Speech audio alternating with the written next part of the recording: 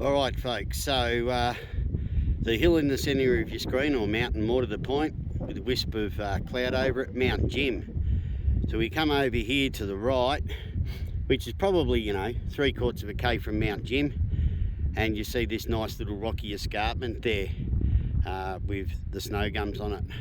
The trapyard is located in those snow gums. Down here you can see where the four-wheel drives actually go off track, so isn't it bloody amazing?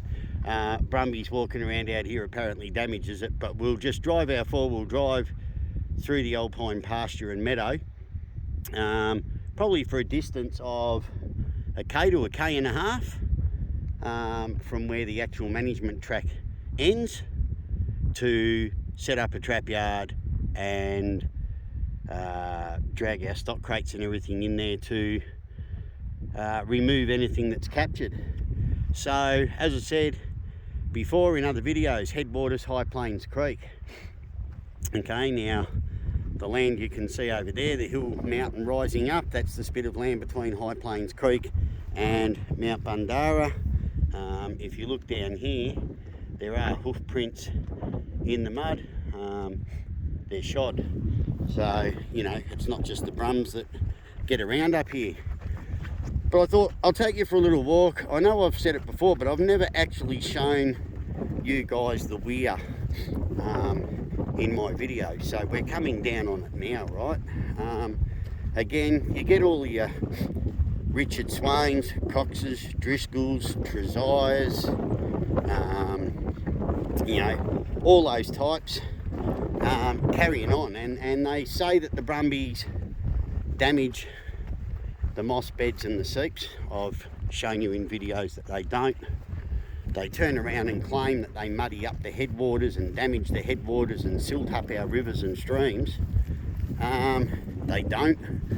I've shown you how effective the seeps actually are at filtering the waters, keeping them crystal clear. I just love showing you guys the lies and the human hypocrisy. So here it is, right here in motion, right? They come up with this concept: hydroelectricity, let's use water, spin turbines, much cleaner, more environmentally friendly way of producing electricity than burning coal or timber or God help us, nuclear, which is probably our best option at this point in time. But you can clearly see who's the biggest environmental vandals when it comes to the headwaters of our mountain streams, because it sure as hell ain't the Brumbies. Now this weir was built, you'll see below the weir there, that's High Plains Creek, on the other side of that concrete culvert wall. So you can see right up there in the background just how narrow High Plains Creek was, how wide we've made it here with our man-made concrete structure. You'll notice a pipe coming out the base of the wall and an orange tap up there. They can actually walk out there and open that up and let water go down if they choose to. But what they do is they divert it down through here, down through that concrete base, and it flows all the way around the south of Mount Bundara, getting tongue-tied, and eventually ends up all the way over there on the north side of that range in Pretty Valley Pondage. You can see all of the bare rock and everything down there in the floor of the valley. That's where High Plains Creek should be running. But these apparently environmentally friendly people have diverted it and sent it down this man-made channel that we're about to cross over. Now again, just to show you, right, I'm not full of shit, Brumbies doing damage. Now it's wet as a shag up here. Can you see all of the nice vegetation, the mosses and everything that are down here? Yes, there's a few hoof prints in it. That's where they've driven their four-wheel drive to get to the trapyard, right? Now it's pretty wet up here today. You can see puddles in it. The water lays up. Why is that? Because there's the seep line that they've driven through, right? Moss beds, you name it. So in the name of minimising the footprint that our heritage horses have on the high country, we do this to remove them. And I can tell you which one leaves the bigger footprint. It's longer lasting, it does more damage, it creates more erosion than some little hoof prints walking through that meadow and pasture out there. Right, now up at this end they've piped the culvert now. You can still see water underneath it because not everything gets into the pipe.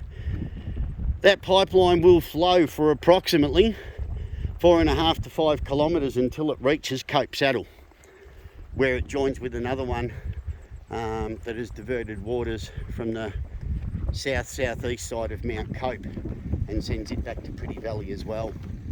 So that's what High Plains Creek used to, well, you know, that is High Plains Creek.